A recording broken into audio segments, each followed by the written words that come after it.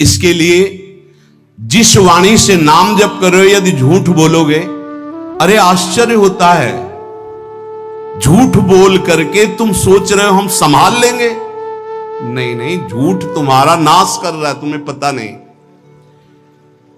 जिस जिह्वा से नाम जप कर रहे हो, अगर नाम का विशेष फल प्राप्त करना है, जल्दी फल प्राप्त करना है, आपको दुखों से बचना है, पाप भस्म करना है, तो झूठ बोलना बंद कर दीजिए। क्या बिगड़ जाएगा आपका? सच्ची बोलने में क्या बिगड़ जाएगा? सच्ची बोलना शुरू करोगे, हिम्मत नहीं रह जाएगी पाप करने की। ये जो पाप करने की तुम्हारी हिम्मत पड़ रही, झूठ बोलने के कारण पड़ रही। नहीं, असत्य संपातक पुंजा, सबसे बड़ा पाप झूठ बोलना। उससे क्या होता है? हर चीज हम छुपाना चाहते, किससे? उस सर्वज्ञ परमात्मा से, गुरुदेव से। नहीं, झूठ नहीं। नाम इसीलिए नहीं चल पा रहा, थोड़ी दिन नाम चलाएंगे छूट जाएगा, क्योंकि आप झूठ बोलते हैं, पापाचरण करते हैं। अगर नाम को चलाना है तो नारायण स्वामी जी कह रहे हैं, पहली बात मौन का आश्रय लीजिए, कम बोलिए, अधिकतर चुप रहना सीखिए, तभी नाम चला पाएंगे। जो कार्य कर रहे हैं आप उस पर ध्यान दें, उस कार्य को एकाग्रता पूर्वक करें, वाणी को मौन रखें, उस वाणी से धीरे धीरे नाम उच्चारण करें। कम से कम 24 घंटे में 4 घंटे मौन का तो सबको अभ्यास कर लेना चाहिए। 24 घंटे में 4 घंटे मौन का। तो ऐसे ऐसे बुद्धिमान हो कहेंगे हम 6 घंटे मौन रहते हैं। कब? बोले जब सोते हैं तब। आप 4 घंटे कह रहे, हम 6 घंटे मौन रहते हैं। 24 घंटे में हम 6 घंटे मौन रहते हैं, बहुत बुद्धिमान है। बोले आप 4 घंटे कहते हो, हम 6 घंटे मौन रहते हैं। तो कब आप मौन रहते हैं? बोले जब सोते हैं तो 6 घंटे सोते हैं, मौन ही रहते हैं उस समय। मौन जागृत की कह रहा हूं, 4 घंटे का। नारायण स्वामी के बहुत बड़े महापुरुष हुए, तुम 4 घंटे मौन का अभ्यास करो, ऐसा निकालो 2 घंटे, 2-2 घंटे करके, 24 घंटे में 4 घंटे मौन। उस समय हम किसी से बात नहीं करेंगे, नाम जप करेंगे। कार्य करो, कार्य करने के लिए मना नहीं कर रहे हैं। कम बोलो। आजकल लोग अपनी जीवनी शक्ति को बोलने के द्वारा बहुत नष्ट कर रहे हैं, व्यर्थ की बातें करते रहते हैं। 4 आदमी चल रहे हो, आप पीछे चलिएगा, सुनते, बेमतलब की बातें। नाम जप नहीं होगा, वो डिलीट नहीं होंगी, वैसे ही बनी रहेंगी, अगले जन्म के लिए तैयार हो रहा है। इसलिए नाम यदि सिद्ध करना है, नाम का फल लेना है, नाम का आनंद लेना है, तो वृथा भाषण बंद करो, बेकार की बात बंद करो। जितना कम बोलने से काम चल जाए उतना। सामने वाले को बोलने दीजिए, आप बीच में नाम चल रहा है जी, नाम चल रहा है। जब कोई आवश्यक बात हुई, पवित्र शब्द बोल दिया, नहीं चुपचाप सुनो ना। उसको लग रहा है कि आप संभाषण करो, मान लो रिश्तेदार है, नातेदार है, मित्र, अब आप व्यवहार में हैं, आप सीधे ये तो नहीं कह सकते हमसे बात मत करो, नहीं, हाँ बात कीजिए, लेकिन आप कम बोलिए, उसको बोलने दीजिए, आप नाम जप कीजिए, जरूरत भर बात कीजिए। बात में भगवान की चर्चा हो तो कोई बात नहीं, अगर प्रपंच की चर्चा है तो बचने की कोशिश कीजिए। अपने संबंधियों, अपने दोस्तों, अपने व्यवहारियों से व्यवहार, दोस्ती, संबंध शिथिल कीजिए, तभी नाम में प्रीति होगी। अगर ये कि अब हमारे दोस्त आ गए हैं तो फिर वो दोस्त छूट जाएगा नाम, अब बातें शुरू हो गई प्रपंच की। धन्य है ऐसी बुद्धि जो प्रियजनों से भी संभाषण केवल भगवत वाक्यों का, अन्यथा नहीं। इसीलिए इस मार्ग को वर्ण करना बहुत कठिन है। एक ऐसा तुम्हारा निवास स्थान होना चाहिए अलग, जिसमें अपने रिश्तेदार, नातेदार, व्यवहारियों का प्रवेश ना हो। आपकी शैया अलग होनी चाहिए। अगर नाम जापक नाम सिद्ध करना चाहता है, नाम का फल लेना चाहता है, नाम निरंतर चलाना चाहता है, तो जिस आसन पर आप बैठते हैं उसी में प्रपंची, विषयी, सांसारिक वृत्ति वाले बैठेंगे तो भजन की वृत्ति नहीं बन पाएगी। एक ऐसा, वैसे होते हैं घरों में बैठने वालों का अलग, लेकिन साधन कक्ष अलग होना चाहिए अपना। किसी का यदि प्रवेश ना हो तो आप देखेंगे कि आपके साधन के परमाणु आपको वहां बैठते ही तत्काल विक्षेप रहित करके भजन में लगा देंगे। अगर घर में ऐसा कुछ ना हो तो एक आसन अपना अकेला रखिए, जिस पर आप शयन करें वो आसन केवल आपका ही होना चाहिए। अगर वो सार्वजनिक बैठने के लिए ही है, ऐसी व्यवस्था नहीं, तो आसन समेट कर अपना अलग रख दीजिए और दूसरे आसनों पर बैठा लिए। फिर वो आसन हटाकर जब आप शयन करें तो आपका आसन होना चाहिए। इसका बहुत बड़ा प्रभाव पड़ेगा। कोई भी ऐसा दृश्य या पुस्तक ना पढ़ें जो वासनात्मक हो और प्रभु के नाम से आपको विमुख कर दे। अखबार आदि, समाचार आदि, ये हमारे चिंतन को नष्ट करते हैं। अगर नाम जप करना है, निरंतर नाम स्मृति बैठालनी है, एक घटना कई मिनट तक विक्षेप देती है। ऐसा हुआ, कैसे लोग हैं। और उसमें तो समाचार ही हो रहे हैं, सैकड़ों बातें हो रही, पेपर है तो सैकड़ों बातें लिखी हैं, क्या क्या। अब वो सब दिमाग में भर गई। इतना व्यसन है किसी किसी को पेपर पढ़ने का, समाचार पत्र पढ़ने का, कि सुबह होते ही वो विरह में रहते हैं कि पेपर आ जाएगा। आया, मिला तो ऐसी एकाग्रता से पढ़ते हैं जैसे वेदांत चिंतन करने वाला वेदांत चिंतन। चश्मा लगा, चाय रखी, ठंडी हो रही, उससे मतलब बीच बीच में चाय और चश्मा से और पूरे दिमाग में वही। अब क्या करेगा, जो पढ़ा है उसका चिंतन बनेगा, वही बोला जाएगा। अब जहां चार मिले तो तुम्हें पता है, उत्तर प्रदेश में ये हुआ, मध्य प्रदेश में ये हुआ, चर्चा दिमाग। नाम जापक पूज्य श्री नारायण स्वामी कह रहे, अखबार पढ़ना, दुनिया भर की प्रपंच की जिसमें बातें हैं, ऐसे समाचार, ऐसे टेलीविजन देखना, ये तुम्हारे हृदय में नाम नहीं चलने देंगे, तुम्हारी स्फुरणा को गंदी कर देंगे, बेकार का वक्त खराब होगा। इसलिए अगर आपको पढ़ना ही है तो धार्मिक ग्रंथों को पढ़िए, अपने इष्ट संबंधी ग्रंथों को पढ़िए नाम जपने के लिए। किसी को कभी वचन न दें। पांचवा, बहुत बहुत पॉइंट की बात करें, यदि आपने किसी को वचन दे दिया और पूरा नहीं किया तो भजन का फल वहां जाएगा, ध्यान रखना। यही हमसे सब त्रुटियां होती रहती है अपने लोगों से। जाओ आज से बाद वचन दे दिया, हम ऐसा नहीं करेंगे, नहीं करेंगे चाहे मर जाएं। और अपने लोग ऐसे फिसड्डी हैं कि शाम के वचन देते हैं और सुबह फिसल जाते हैं। 2-4 दिन बहुत चला, फिर फिसल जाते हैं। बोले कसम से आज से ऐसा नहीं करेंगे। तो आप इसको खिलवाड़ न समझे, आपके सुकृत नष्ट हो रहे हैं, वासना आपके सुकृतों को नष्ट कर रही है। दूसरा, जैसे आपने किसी से कहा कि मैं शाम के 5 बजे आ जाऊंगा, तो 5 बजने में 5 मिनट कम होने पर आपको पहुंच जाना चाहिए, 5 मिनट ओवर होने पर नहीं, उसके पहले ही आपको ऊपर। यह संतों के जीवन में देखा गया है। समय का बहुत बड़ा जीवन में अस्तित्व है। अगर आप किसी को समय दें, फिर उसमें प्रमाद स्थिति नहीं होनी चाहिए। 5 मिनट पहले पहुंचिए। समय दिया है किसी को तो 5 मिनट पहले, उसको इंतजार ना करना पड़े।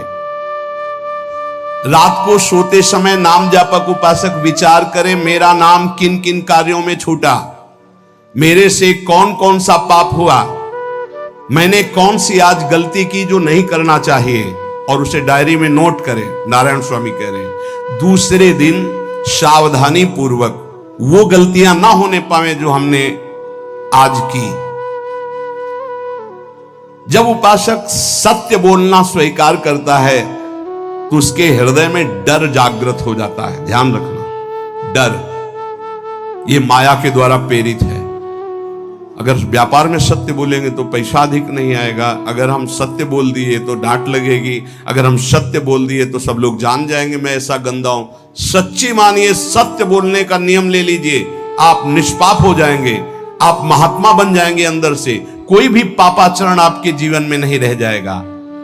भगवान का नाम सत्य है, उस नाम को चलाने के लिए झूठ बोलने वाला नाम को कैसे चला सकता है। सत्य बोलने से यदि तुम्हारा नुकसान हो रहा है तो तुम सह जाइएगा। नारायण स्वामी कह रहे हैं उससे बड़ा लाभ आपको श्री भगवान प्रदान करेंगे। आप सत्य बोलिए।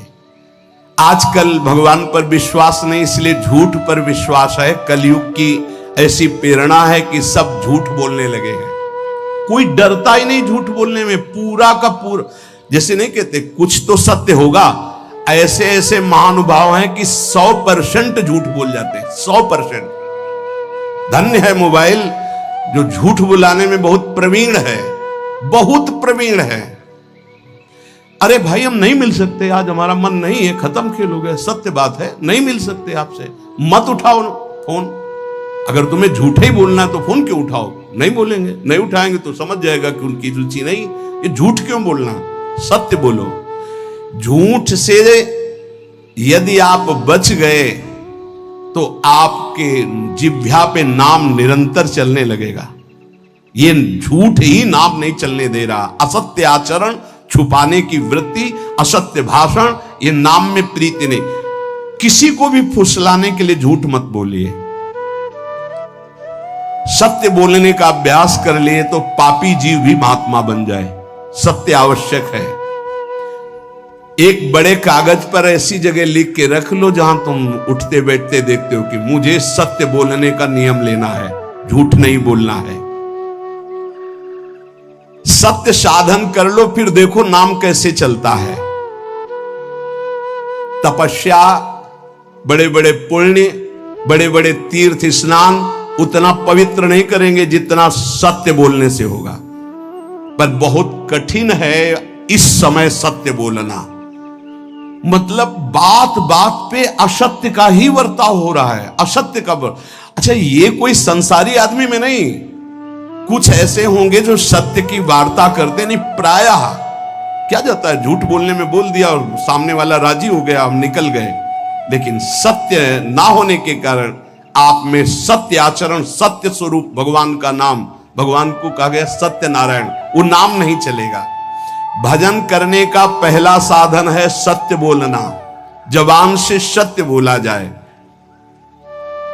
और भजन की संख्या प्रारंभ में जरूर लेनी चाहिए। यदि 10 माला का नियम लिया, 20 माला का नियम लिया, तो उसे निर्वाह करो। जैसे यहां शरणागति मंत्र मिलता है तो 11 माला प्रारंभ में दी जाती कि आपको करना ही है, ज्यादा हो जाए वो ठीक, 11 से कम वो कभी जीवन में नहीं। अपने जीवन में गुरु आज्ञा 11 माला तो करनी है, हर समय करना है। पर ये मन थोड़े दिन तो नियम में चलेगा, इसके बाद छोड़ देगा। दीक्षा तब लेनी चाहिए जब गुरु आज्ञा पे चलने की हिम्मत हो, नहीं तो ऐसे ही नाम जपो करो। जब नियम मिल गया 11 माला तो चाहे प्राण निकल जाए, हमको 11 माला पूरे करने, प्राण निकलने तक गुरु आज्ञा का पालन करना है।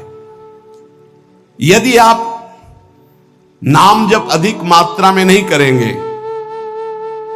तो जो आपको नाम मिला है उसका फल आपको अनुभव में नहीं आएगा। क्यों? क्योंकि नाम का हिस्सेदारी होती है, भजन की हिस्सेदारी होती है। जैसे किसी ने प्रणाम किया, वो भजन लिया। गृहस्थी को इसीलिए मना किया कि रास्ते में परिक्रमा मार्ग में हलवा पूड़ी ये सब बट रहा है, हाथ मत फैलाओ। वो दान कर रहा है, सुकृत कर रहा है, और कोई दूसरे ले विरक्त आदि। आप अपने भूख मिटाने के लिए 4 रुपया के चना लेके भले पालो, लेकिन दूसरे के द्वारा दिया हुआ हलवा मत पाओ। यहां धाम आए हो, भगवत कमाई करने आए हो, यहां नाम जप करो, कष्ट सहकर परिक्रमा दो। हो सके 4 रुपए की वस्तु लेकर के आप पशु पक्षियों को पवा दो, किसी एक का पेट भर। तुम मत पाओ दूसरे का। तुम चाहो तो उपवास कर सकते हो, या प्राण पोषण के लिए रूखा सूखा थोड़ा खा लो। ये दूसरे के आराम से धाम में हम आए 2-4 दिन खूब खाए पिए नहीं, भागीदारी हो जाएगी तुम्हारे पुण्यों की। वहां ऐसे फ्री नहीं है कुछ। भजन का भागीदार राजा भी होता है, जिसके राज्य में रह रहे हैं। जो अन्न देता है वो भजन का, जो वस्त्र देता है वो भजन। इसीलिए गृहस्थ को कहीं कुछ भी स्वीकार नहीं करना चाहिए। ये बहुत ध्यान रखें। अगर आप कहीं तीर्थ साधु आश्रम कहीं जाते हैं, कोशिश कीजिए कि किसी से सेवा ना ले, और अगर सेवा ले तो उसके अनुसार फिर अर्थ दे दे। अगर आपने वहां भोजन पाया, पानी पाया, तो उसके अनुसार सोच ले कि अगर हम इतना खरीदते तो कितने का मिलता, वो दे दिया तो आपका भजन बच गया। कभी आपको कोई प्रणाम नमस्कार करे, तत्काल बराबर प्रणाम करो। किसी को अपना भजन का हिस्सेदारी नहीं, सबका मंगल हो। ये भजन जितना बढ़ेगा तो आपको भगवदाकार कर देगा। दिन रात 24 घंटे में 21,600 श्वास चलती है। 21,600 श्वास में 6 घंटा तो सोने के चले जाते, उसमें तो चेतना नहीं रहती। अब हमको अगर 21,600 नाम हमको जपने को मिल जाए तो हमारी हर श्वास सार्थक हो जाए। जो हम 5-6 घंटा सोते हैं उसमें जिनका अभ्यास है तो बात अलग है, नहीं तो वो व्यर्थ जाती है। तो हमें एक श्वास में कई नाम जपने का अभ्यास करना चाहिए, जिससे 200 माला फेरने पर ये 21,600 श्वासों की गणना पूरी होती है। अगर हम 200 माला का नियम ले तो इतना हो सकता है। तो हमें लगता है अगर हर समय माला नहीं ले सकते तो श्वास वाली माला बहुत अच्छी रहती है। श्वास में 4 बार खींचो, 4 बार नाम लेते हुए छोड़ो। दूसरा साधन, एक छोटी माला ले ले, जो आजकल तो काउंटर चला है। काउंटर में ज्यादा सुविधा संसार के क्रियाओं में रहने वालों को होती कि क्या अपनी जेब में डाल लिया।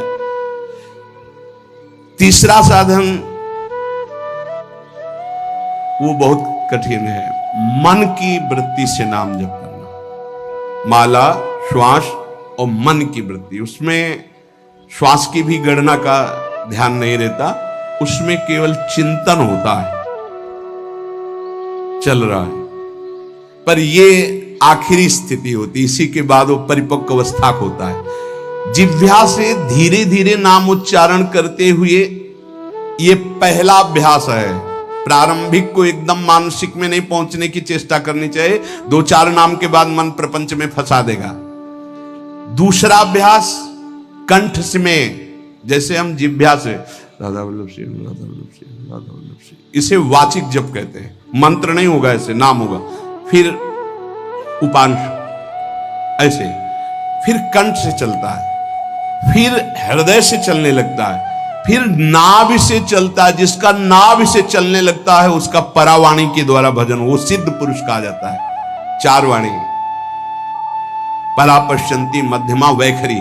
वैखरी जो बोल रहे हैं, जो कंठ से, फिर हृदय से पश्यंती, परा नाभि से, मूलाधार केंद्र से लेकर के संपूर्ण ब्रह्मांड में इसमें नाम गूंज रहा है, वो सिद्ध पुरुष का होता है। पहला अभ्यास जिह्वा हिला करके शुरू करें, राधा राधा राधा राधा। फिर कंठ से, कभी हमारे सदगुरुदेव भगवान को देखना, अगर कोई आ गया और बातचीत का हुआ तो यहां से तत्काल चलता दिखाई देता है ना, कंठ ऐसे ऐसे हिलने लगता है कंठ। अगर शांत बैठे तो फिर नहीं दिखाई देता। अगर कोई है आसपास तो इतनी तीव्रता लगन होती कि कहीं छूट ना जाए नाम। कंठ से विशिष्ट अभ्यासी का, फिर हृदय से परिपक्व अभ्यासी का, और नाभि से सिद्ध महापुरुष का, परावाणी से चलता है। अगर 1 वर्ष तक जिह्वा से अभ्यास किया जाए, ये मैंने किया है, नारायण स्वामी कहते हैं, तो दूसरे वर्ष में कंठ से प्रारंभ हो जाता है। 2 वर्ष कंठ से चले तो अगला हृदय से प्रारंभ हो जाता है, और हृदय से 3 वर्ष चले तो फिर नाभि से 7 वर्ष में नाम सिद्ध हो जाएगा। अगर नियम पूर्वक झूठ ना बोले, सत्य आचरण करे, ऐसे नाम जप करे। हम ये कहते हैं कि चलो थोड़ा धीमे ही सही, पर 12 वर्ष में तो आपको सिद्ध हो जाना चाहिए। 12 वर्ष, यहां बोले 30 वर्ष के 50 वर्ष हो गए साधन करते हो, ज्यों कहते हो कोई परिवर्तन नहीं। इसका मतलब अंदर से नाम नहीं चलाया जा रहा, नाम में रुचि नहीं। 12 वर्ष में तो वो भगवत साक्षात्कार करके जागृत स्वप्न सुषुप्ति अवस्था पर विजय प्राप्त कर लेता है साधक। ऐसा ही स्वामी जी ने किया। नारायण नारायण नारायण नारायण नारायण, ऐसी सिद्धावस्था हो गई थी। एक टाट की लंगोटी, एक रस्सी कमर में, बस। बड़े ही उच्च कोट और बहुत बड़े अरब खरबपति घर के बालक थे। सारी सिद्धियां उसके पैरों में लौटने लगती हैं, जिसका नाभि से भजन प्रारंभ हो जाता है, परावाणी से। अजपा जाप उसे ही कहते हैं। जो नाभि से होता है। अजपा जाप करने वाले उपासक में जो अजपा जाप करने की चाह रखते हैं, पहला भोजन पर ध्यान दे, सात्विक भोजन, पवित्र भोजन। भाई नाम का स्वाद नहीं मिला तो कुछ लोग जो है बहुत प्रसन्न होते हैं जब सांसारिक पदार्थ आता है। बड़ी कृपा श्री ठाकुर जी की रही है कि इस विषय पर जो है बहुत परिपक्व किया है। रोटी नहीं मिली, ये रबड़ी रसगुल्ला की तो बात जाने दो। गंगा का किनारा, गांव में जाना नहीं, जो आकाश वृत्ति से वो आ जाए वही। आप लोगों को तो रोटी तो मिल रही है। पहला नाम सिद्ध करने के लिए भोजन सात्विक और थोड़ा, अगर एक समय पाके निर्वाह कर लो तो अच्छा, नहीं तो 2 समय, 3 समय पाने का तो अधिकार ही नहीं साधक को। भगवान की बड़ी कृपा है, जब भूख थी तब था नहीं, और जब है तो भोजन नहीं पा सकते। वो बड़ा लीला बिहारी, जब भूख थी तब भोजन नहीं, और जब भोजन है तो नियम कानून इसके लग गए हैं, ये इतना इतना। दूसरा, पहला भोजन पर पवित्र। देखो नाम जप के लिए बहुत आवश्यक है, यही जीवन है कि अगर आप नाम जप करने लगे तो हमारा बोलना, हमारा जीना सार्थक हो जाएगा। अगर नाम जप आपको करना है तो पवित्र भोजन होना चाहिए। 2 टाइम भोजन पाना है तो थोड़ा थोड़ा पाओ, पेट ना भरने पाए, ऐसा ना लगने की वजन बढ़ गया है। वजन बढ़ गया है तो भजन घट गया है, वजन घट गया तो भजन बढ़ गया है। देखो तुम्हारे संसारिक संबंधी माता पिता चाहेंगे कि तुम्हारा चिकना शरीर होना चाहिए, हष्ट पुष्ट होना चाहिए, लेकिन हम चाहेंगे कि तुम्हारा भजन पुष्ट होना चाहिए, भगवदाकार वृत्ति होना चाहिए। शरीर तो आज है, कल नहीं रहेगा, चाहे जितना चिकना कर लो। संसारिक माता पिता के प्यार में और गुरु के प्यार में यही अंतर है। वो आपके स्वरूप को पुष्ट करेगा तो शरीर तो अपने आप, मन प्रसन्न है तो वो स्वस्थ है, अस्वस्थ होने पर भी स्वस्थ है।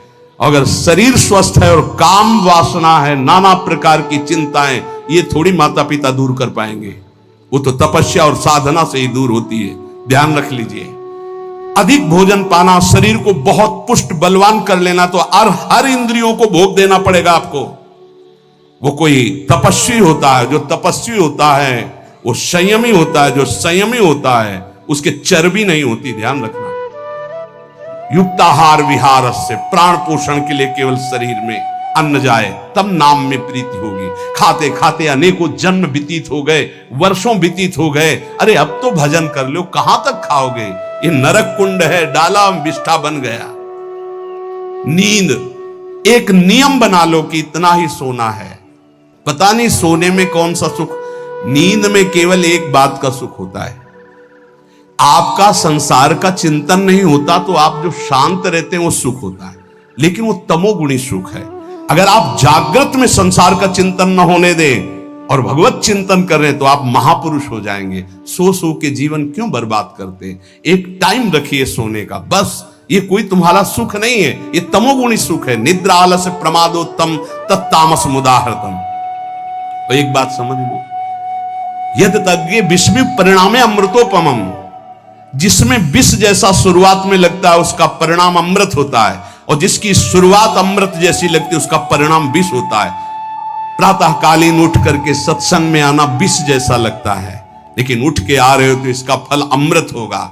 ब्रह्म मुहूर्त में सो रहे हैं, जीवन बर्बाद कर रहे हैं, अरे ब्रह्म मुहूर्त में उठिए, स्नान कीजिए और सच्चिदानंद भगवान में चित्त को जोड़िए। ये विष जैसा लगता है, परिणाम अमृत जैसा होता है। तीसरा, 24 घंटे में 1 घंटे का तो एकांतवास करना सीख ही लो, चाहे गृहस्थ हो चाहे कोई भी हो।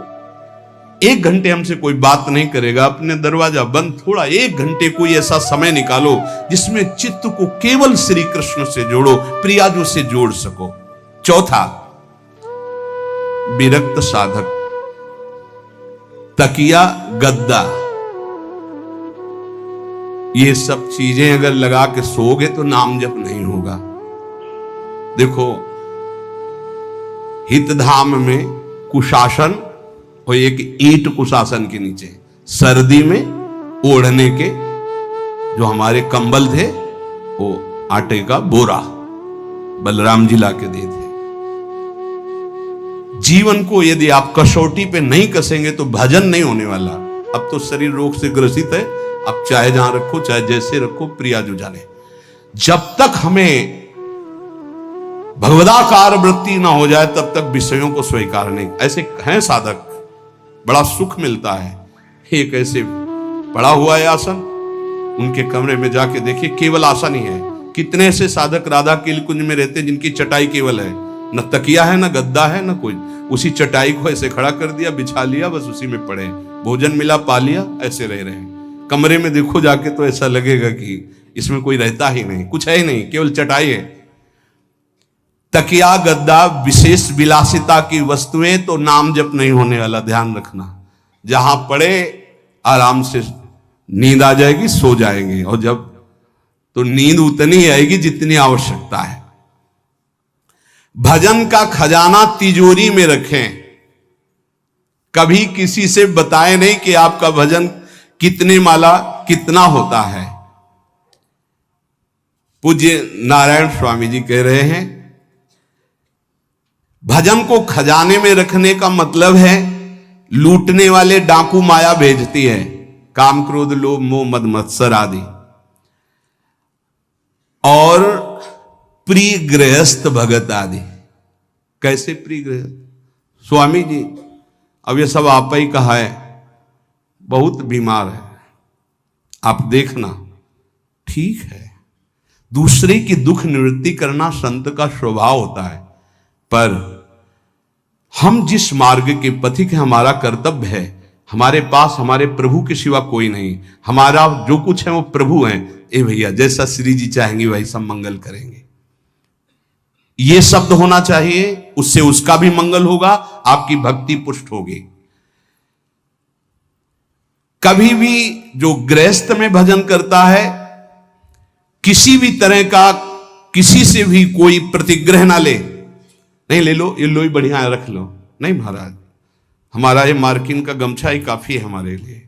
नहीं नहीं नहीं, ये प्रसाद पाल, हाँ इतना किनका दे दीजिए, भगवत प्रसाद है, ये हमारे लिए पर्याप्त। गृहस्थी में अगर आप भजन करते हैं तो अपने भजन को बचाने के लिए किसी से भी दान पुण्य, किसी का भी बट रहा है वो स्वीकार न करे, किसी से प्रणाम नमस्कार, किसी से अपनी सुविधा सेवा स्वीकार न करें। और जो विरक्त है उसको ध्यान रखना चाहिए कि हमारा जीवन केवल जगत मंगल के लिए विश्वेश्वर भगवान को समर्पित जीवन है।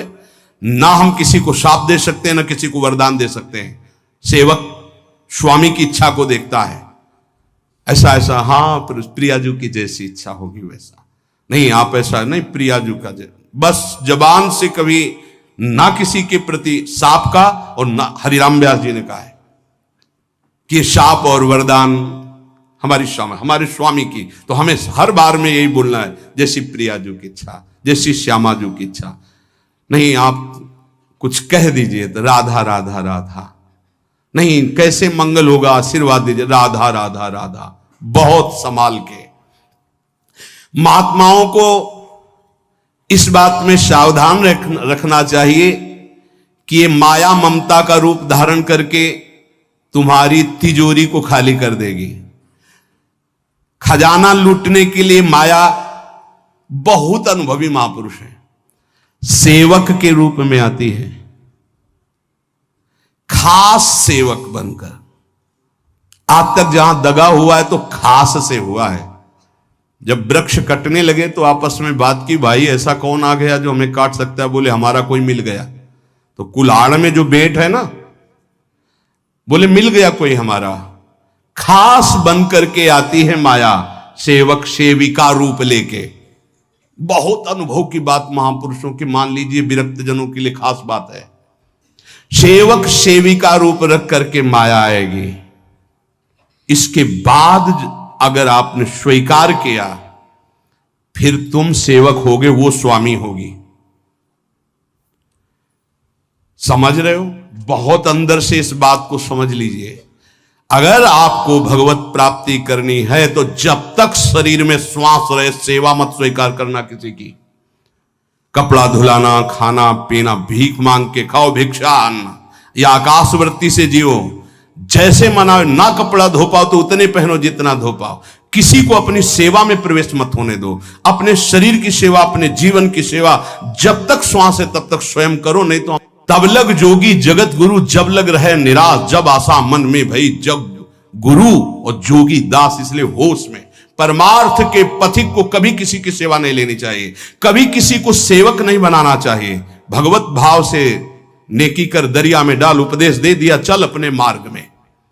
जीवन की ये बात हमारी अनुभव की मान लीजिए, अगर निर्विघ्न पंथ निर्वाह करना है तो कभी किसी को यहां सेवक न बनाया जाए। सेवक सेविका के रूप में स्वीकार करने वाले साधु का हृदय आग की तरह जलने लगता है। जो जिंदगी भर निश्चिंत और निर्भय रहा, उसे भयभीत और चिंता युक्त होना पड़ता है। अपने भजन को खास तिजोरी में रखे, अपने में जो सिद्धियां जागृत हो कभी प्रकट ना होने दे, उनका कभी प्रयोग ना करे।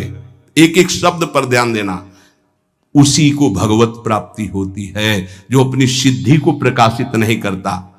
ये माया त्रिशंकु की तरह लटका देती है, न स्वर्ग में न भूमि में। देखो सेवक जी महाराज कहते, ऐसे न वैसे रहे मज रेढ़ो पाछलियो जो करी निर्भाषित, न परमार्थ के न व्यवहार के। ये गांठ बांध लो, हाथ जोड़ के कह रहा हूं, सेवा के भाव से माया प्रवेश करती है और स्वामी भाव को रौंद करके सेवक बना लेती है। फिर जैसा चाहती वैसा नाच नचाती है, कोई भी हो। इसलिए होश में, यदि भगवत मार्ग में चले हो तो कष्ट सहो, शरीर की स्वयं सेवा करो। सौभाग्य मत मनाओ कि कोई तुम्हारी सेवा कर रहा है, दुर्भाग्य है जो तुम सेवा ले रहे हो। हाँ, अब शरीर इस काबिल नहीं तो श्री जी जैसा जाने वैसा। जब तक पानी उठा के पीने लायक हो तो किसी से पानी मत मांगना, किसी को अपना मत बना लेना। जब तक भगवत साक्षात्कार ना हो किसी को शिष्यत्व में मत स्वीकार कर लेना, नहीं तो बात समझ लेना, आगे खुद आपको समझ में आ जाएगा। किसी भी तरह से अपनी तिजोरी को ना खुलने देना तो भगवत साक्षात्कार हो जाएगा। बोले नहीं हमारा तो परहित की भावना और प्रचार करना है, तो है क्या तुम्हारे पास प्रचार करने के लिए? परहित की भावना के लिए है क्या तुम्हारे पास? जब तक सर्वत्र श्री कृष्ण का अनुभव नहीं हो जाता तब तक उसमें कोई सामर्थ्य नहीं होती। और जब सर्वत्र वासुदेव का अनुभव करता है तो उद्धार किसका करना है? विचार करके देख लीजिए। फिर वो स्वांता सुखाए तुलसी रघुनाथ गाथा। इसलिए भजन के खजाने को बचा के रखो। रूखा सूखा टुकड़ा खा करके गंगा जल यमुना जल का आचमन करके जीना सीखो। अच्छे अच्छे पदार्थ सामने होने पर वही पदार्थ स्वीकार करो जिससे तुम्हारी जिह्वा रुचि ना कर पावे। ये दुष्ट है, इस दुष्ट को दंड दो। नारायण स्वामी जी ने कहा है, आगे हमने कल चिंतन में पढ़ा था, कह रहे हैं कि हमने इसको कैसे वश में किया, जहां गरम जलेबी बनती थी वहां खड़े हो जाते थे। कहते देखो कितनी बड़ी हाल है, नहीं मिलेगी तुझे, चलो। पूरी बाजार में घुमाते थे और कहीं भी इसको नहीं। और अगर संयोग वश साथ मिल जाती थी तो गंगा जल में फेंक देते थे। हरिद्वार में नारायण स्वामी जी गंगा जल में फेंक देते। हाँ बहुत बढ़िया बीठी, ये ले। अपने हृदय को पावन रखने के लिए इसी जन्म में भगवत प्राप्ति के लिए आहार को सुधारा जाए और निरंतर नाम जपने का अभ्यास किया जाए।